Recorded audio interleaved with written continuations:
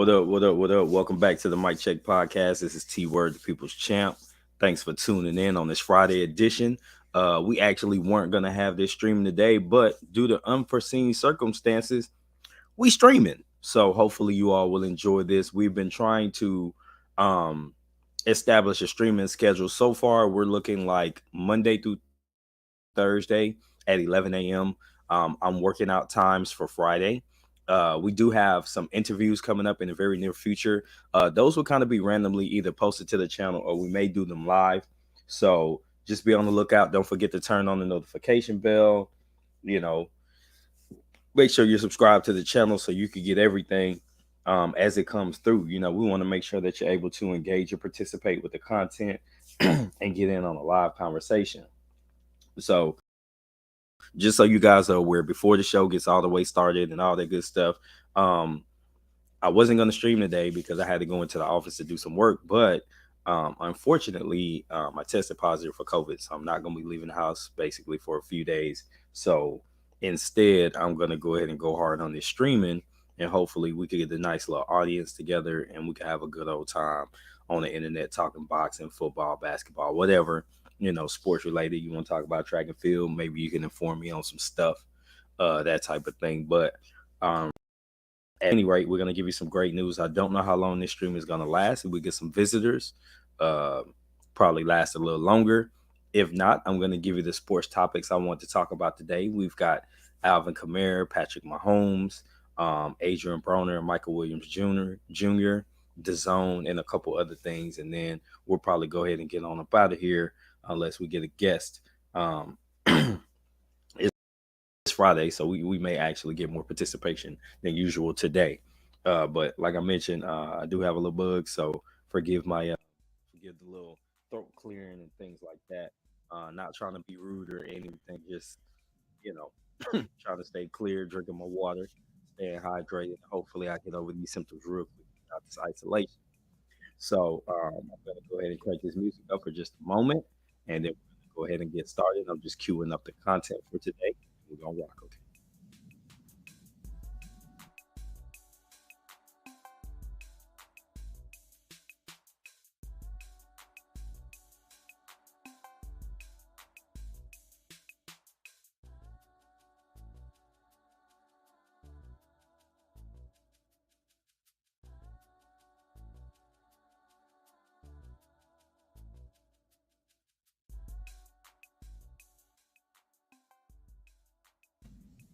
All right. So first story of the day, we're going to talk about Saints running back Alvin Kamara. He got tied up in an incident in Las Vegas early in 2022, and he made it to court this week, and he was indicted three others for alleged beating at the Las Vegas nightclub, and another NFL player was involved. Cincinnati Bengals cornerback Chris Lamont. Um, these are criminal charges. This happened February 5th, right about a year ago. So that tells you just how slowly the justice system can move at times. And unfortunately for Alvin Kamara, this is going to put his 2023 season in jeopardy. We don't know exactly what will happen, but um, we can expect a minimum of 6 games from what I understand. So basically, according to this article on Yahoo Sports, the grand jury indicted him Wednesday on charges of conspiracy to commit battery and battery resulting in substantial bodily harm. Let me tell you something. The video, the video is out, and they really put a hurt on the individual. Um, Kamara is also being sued for 10 billion by the accuser, Houston resident Darnell Green Jr., who was allegedly beaten unconscious. This is just terrible. Um, they basically picked Kamara up. This was at the Pro Bowl. They picked him up after he played in the game. Everything kind of went from there. To this article, some elevator doors open. Kamara put his hand on his chest to stop him from entering the elevator, police said. He then allegedly shoved him into the wall and punched him in the face repeatedly. Green reportedly began to run away. Kamara chased him down the hall and continued to punch him. Green alleged Kamara said, I connected with the so hard, thinking it was an injury right there, as he got to an SUV with his friends. The NFL has not commented on it, and Kamara and Lamont on the incident. Marin Lamont played during the 2022 and 23 seasons. So, like I said, it's just it's a bad look overall for Alvin Kamara, and it's just a bad look overall. Um, just assault can be one of those things that it's just unnecessary. Like when you wealthy, you rich, you well off, you don't need to be beating people up. That was just like stupid. Like you have to promote, you have the celebration of your skill. Lefty, what up with it? Can't wait to hear that betting show, man. I'm trying to see what's good. Um, I need to make some money, man. So hopefully you got some good picks so we can see. The show is it 2 p.m. Eastern, something like that? What's the time on the betting show?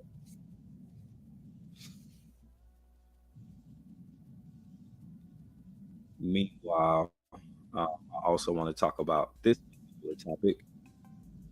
So Adrien Broner is now short an opponent for his February 25th fight, scheduled to take place in Atlanta. They still actually selling this fight on BLK Prime.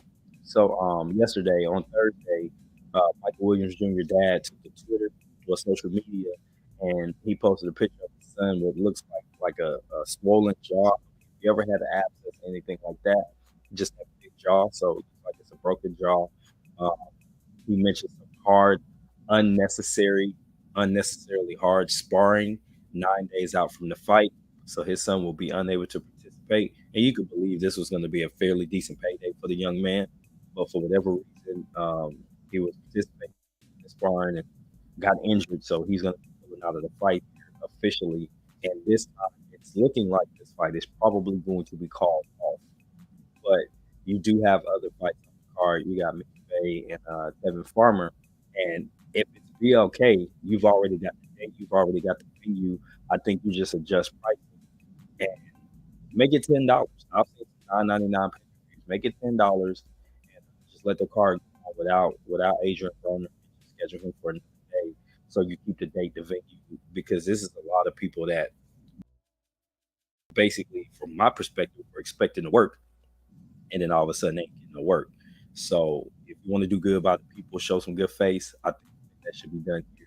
Is just keep the card going and do it without AB. Give him a little more time to keep him ready. Which last video I saw looked like AB was ready to get in rock and roll. And I mean, they just really need enough time to they need enough time to find the right I don't call them a can, but somebody beatable, somebody that's not going to push him too much, somebody that's not going to put a hurt that's going to be the opponent that you. I mean, I'm being completely honest. As far as like prospect level, low tier guys, I can't sit here and suggest somebody because I ain't got it like that.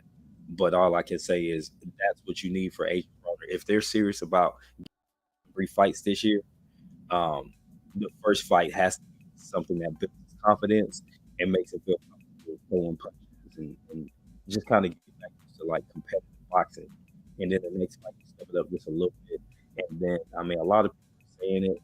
I doubt if he'll want to get in there with him, but maybe the third fight of the year, just because it don't look like Regis got a lot going on. If he fights Jack Catterall, that should be done by the summer. So AB's third fight, if he's able to keep a decent schedule, should probably be around November. So that means they will both have availability at that time, potentially maybe get a fight going. That's just kind of what I think. Um, but like I said, I can't propose an opponent. I did see something from the homie Ray Jackson, uh, and he said, as a kid, I don't know what he posted, man. I don't know if Ray trolling or what. He posted something about his opponent, but without verification, it's not something I'm gonna share. But that being said, um, I don't know. I just I want this for AD real bad. You know what I'm saying? Like I really want this for him, and I'm hoping um, things will shift. Let's see. Next up, I want to talk about um, Deontay Wilder and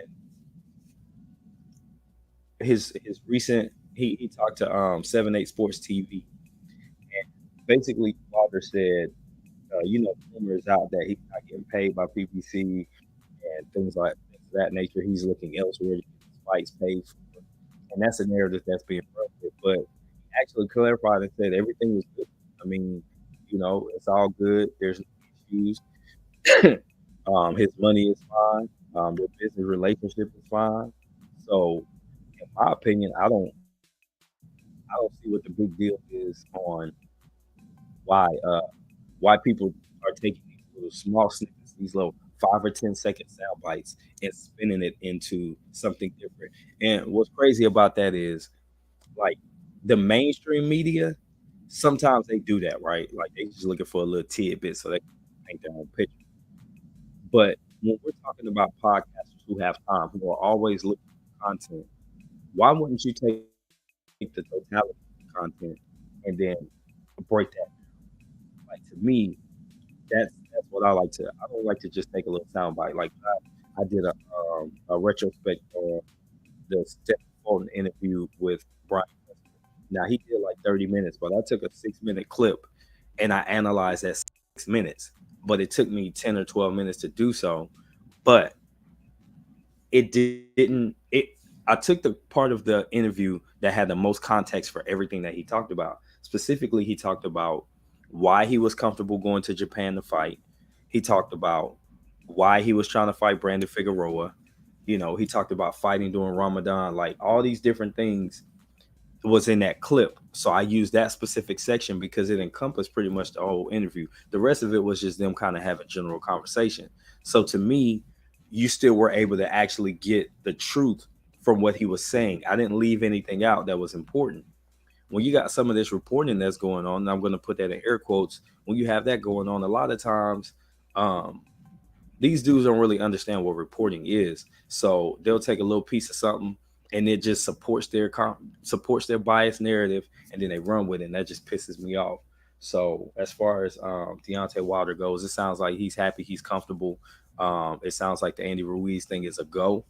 They probably just finalizing some details. PBC hasn't released their schedule yet, so it's just a matter of time. Everybody can sit back, relax, cool your jets, man. That's what Bart Simpson say: cool your jets and just relax. Um, Other boxing news, and I'm just kind of meandering here. Again, we're trying to set our streaming schedule. So if you guys are comfortable tuning in with us at 11 Central, Monday through Thursday, and sometimes Friday, let me know that this works. If you think that maybe we should come on a little bit later in the day, sometimes we do have the availability. We may do less days, but maybe we get on at a time where more people are able to tune in and listen and join the conversation. Again, it's always open panel. We're happy to have people come on and join the conversation. We don't roll in no funny style way. Whether you agree or disagree with us, like it or don't like it, we're still willing to engage the conversation and be fans together. Um, that being said, though, the other news I want to talk about is DAZN and their decision to soon raise their price. So at one point, DAZN was like $100. Um, when I started using their subscription, it went up to 150. Now, because I like to be flexible with my streams and with the services I pick up, I do month to month. I don't want to pay anybody up front because you may not give me good content all year. So I don't want to commit my finances to you, and I'm not even sure you're gonna give me the best of what I want to see, right? So um I pay month to month.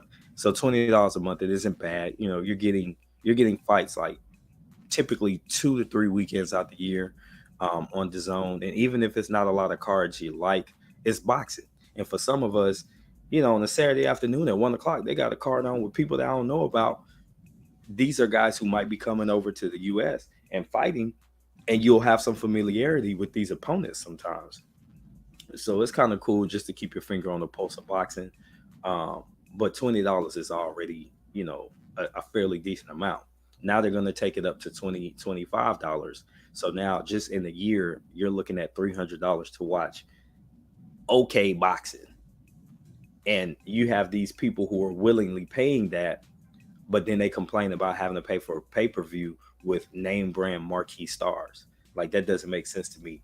Like how you mad that PBC has however many pay-per-views a year, 7 pay-per-views a year, but yet you're willing to give the zone $225 a year.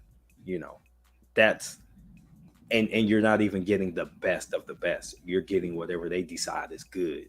And I'm not a fan of that personally. So I'm kind of like probably going to go ahead and cancel my subscription this month because I literally just paid. So I'm probably gonna cancel my subscription this month and then maybe pick it back up when something I want to see comes up. Because think about this. I have the Showtime Paramount bundle, which is about $13, and then I have ESPN Plus, which just went up to $10. It was $7.99. So those two together is $23. Um, Basically about 25 with tax. I'm looking at 25 plus tax for just the zone by itself. And I like to see the prospects. So when I watch ESPN, I know what I'm going to get. And they sometimes have fights like, Friday night, Thursday night, Saturday night. Showbox comes on, a couple nights a week. Sometimes, you'll get a Friday and a Saturday card like this week. I believe it's this week. But to me, that's what's important. How much value am I getting for things that I care about? Not only am I getting boxing on Showtime, I watch TV shows on there. Like I watch The Shy. Um, there's something else I'm watching on there right now. Your Honor is a TV show, so I'm getting dual value. ESPN, I get sports on the go. So sometimes, like I was keeping up with Jackson State football, so that ESPN app, I was getting more stuff. There's basketball games I get on there, so that app gives me multiple levels of value. I don't watch soccer, so if I'm not, and I don't watch MMA like that. So if I'm on the zone and I'm paying $25 just for fights I may or may not like, I'm not with it. The occasional women's card, that's cool, but I'm gonna stay on the flexible plan and just when they got something coming up that I want, I'll turn on my subscription, and when they don't have anything I want, I'll turn it back off. So in the year, with the way they've been lining up, the zone might get $100 from me in the year, 130 bucks or $120 with tax. I'm not in the mindset of giving them too much money, and this doesn't make sense because the content isn't getting any better. Excuse me, guys. It's not really growing as far as the content goes, so I'm not with it. So once this month subscription date gets close, I'm gonna go ahead and turn my DAZN subscription off. I mean, they give you a pause option, but I ain't doing that. I'm just gonna cancel, and I'll just go back and forth until they become consistent with things that I really want to see.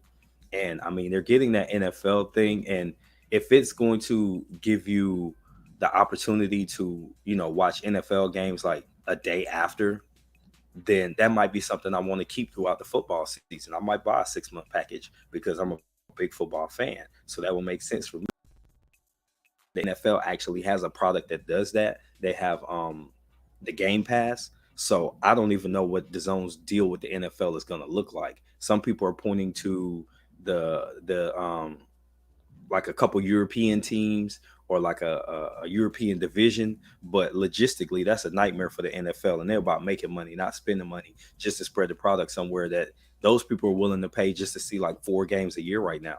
I think the NFL sends 8 teams over there each season right now, so 4 separate games. They're making plenty of money doing that. You got people buying jerseys just to go to those games for that one-off situation. So I don't really know what the deal with the zone is going to look like in that regard either.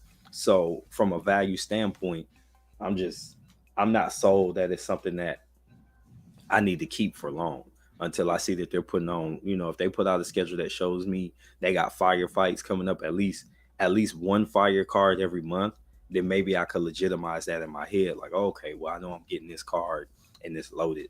Um, but I just like this month coming up, I don't see anything on there that makes me feel like I need to keep it. Let's go ahead and pull up the zone schedule for let's just say March.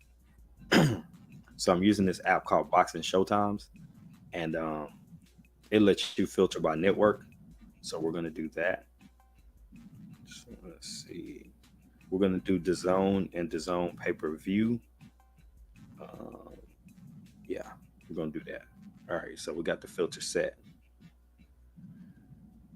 So let's see. For March, they've got the Fiero Estella card, March 3rd. That's a Friday. March 4th, Swingler Perret. Another card on March 4th. Actually, so there's two on DAZN. Um, Neither is pay per view. They both start at the same time. Um, Actually, this is just one card, but they made like two different graphics. Smith and Steppen. This is going to be March 11th. So again, okay, so you got Zerto Ramirez and Gabe Rosado on March 18th. Um, and then you've got that's it. That's March. So you basically have one, two, three, four. You have five cards in March, and none of them are marquee fighters, except Zerto Ramirez and Gabe. So you really don't have anything. Now, if you go into April, you've got Joshua and Franklin, so I definitely have my subscription for that month. Um, the Rockamov Cordina card. So April looks a little better. Then you got Virgil and Stanionis, and then you don't have anything until May. Now, obviously, they're still building their schedule, but just honest truth, and leave it in the comments. If you have a comment, is that worth your money? Is Are either any of those months between March, April, May, is any of that worth $25 to you to pay for the zone? Because to me, it's not worth it. I don't see the value in that. So to me, that means I'm cutting it short. I'm not paying them people that money. It's just not worth it for me. Hang on one second, guys.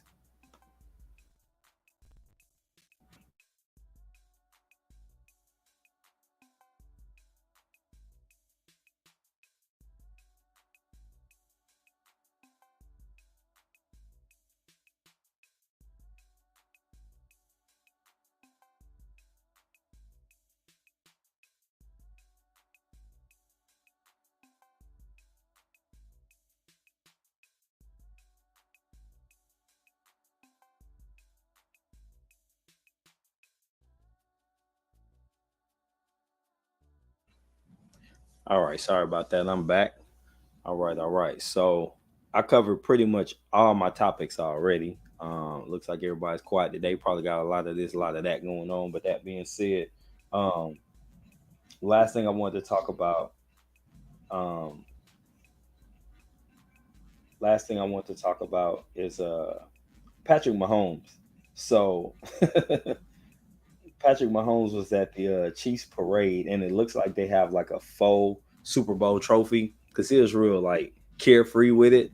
It looks like Patrick Mahomes was just like completely wasted down in the crowd, walking around, and he's taking pictures with people, and he handed a fan the trophy, and then just walked off from it, and it just made me think about like the different celebrations, and when televised um, victory parades became a thing. The ones that stick out to me the most, like I remember the Saints. So this one I was somewhat a part of. They called it Lombardi Gras.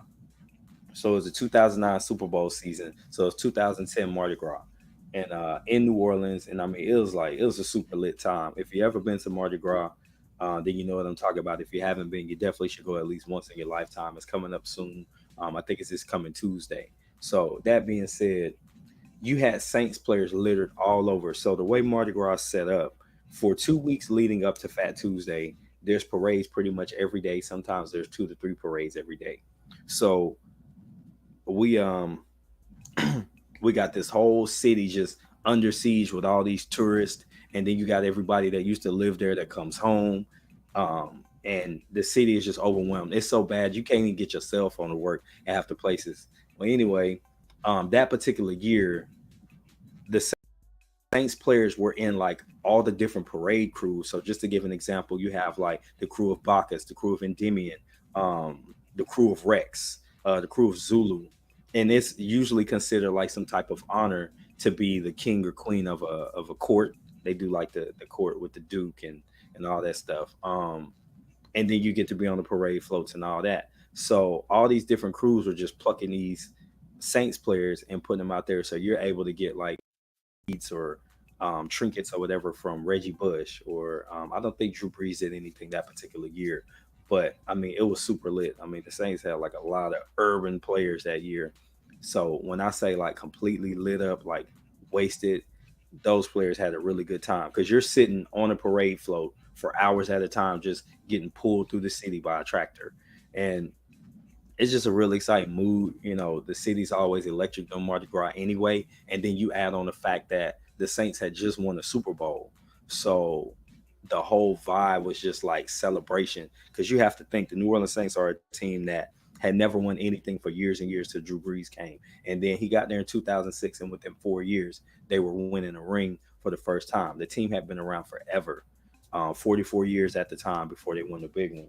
So it's kind of like a sigh of relief. Like you just felt this carefree air in the city, man. It was a very lit time. I got to see a lot of NFL players. Will Smith, rest in peace. Just a lot of dudes. Pierre Thomas. It was a dope experience. But then I think about the Golden State Warriors and like these dudes. As many rings if they've won in a short amount of time with the same core group of players, they all know like how each person's going to act during the parade. Steph Curry, um, Andre Iguodala, Draymond Green, Klay Thompson, like that's your core, right? And those dudes know how to get down for a parade too. Like you could tell everybody turn them on. You know, they tie one on. Like Draymond, he let his hair down. Everybody bring out the cigars. It's just like a super dope experience from my perspective, as far as the NFL players, professional players go at these parades. So then I zoom in and I get to this year, and it's Patrick Mahomes, and he's not somebody that you take for like a drinker. Like when you look at Patrick Mahomes, he doesn't give you "I get wasted." He just doesn't have that. Like he's got that weird voice. He's a mixed kid who you could tell has definitely had a lot of advantages in life. His dad was a professional ball player, so him being a little like just off center, even for a brief moment, like I think that's pretty like refreshing to see somebody be a regular real person. Like that's like a that's kind of like the part of sports that sports in this millennium, that's kind of what I like about it the most is that peel the curtain back and really see how these people are, because it also in my opinion it seems like it will help people not objectify athletes, whereas back in the day people will put them on this pedestal and then they meet that person in real life and it crushes them. I don't think that really exists anymore because you know so much about them. You get to figure out exactly what that person is before you ever meet them in person. And you can decide beforehand, before you spend your lifetime, your life savings trying to go to this game so you can meet Patrick Mahomes or meet Joe Burrow or Jalen Hurts. You kind of get to know exactly who they are before that happens. So I think it's just like a more unique and authentic experience when you finally get to meet a player that you hold in high regard in terms of their talent and stuff like that. So I just thought it was pretty cool. You know, I mean, I hope that wasn't the real Lombardi. I doubt it was because the way he was holding it was kind of flimsy too. So it didn't even look like it was like a heavy trophy. Like it looked like a replica. So hopefully it was. I ain't hear nothing else about it. But the way he just handed it off to the fan, like, "Hey man, do your thing. I'm lit. We just won the Super Bowl. It's whatever." I thought that that was just a really cool and unique thing to see. So I'm gonna go ahead and leave it there. I'm gonna wrap it up. Like I said, I wasn't gonna go long. We do have an interview coming up on Monday. I believe we're looking at 1 p.m. 1 p.m. on Monday. We're gonna get that announcement out here over the weekend and make sure that we give a really great interview. I think we're gonna get some insight on some boxing stuff and be on the lookout for more interviews. I got some things cooking with some people. Don't want to say any names yet because I don't know how long it's gonna take to line this stuff up. But shout out to Lefty from Chicken Talk. He plugged me in with somebody. He plugged me in with a couple people actually. So shout out to him for connecting the YouTube boxing community. You're doing great work, sir. So if you hear this on the replay, much appreciated, my friend. But until the next time, this has been T Word for the Mic Check Podcast. I am exiting the booth. I'll holler at y'all tomorrow at 11. Peace.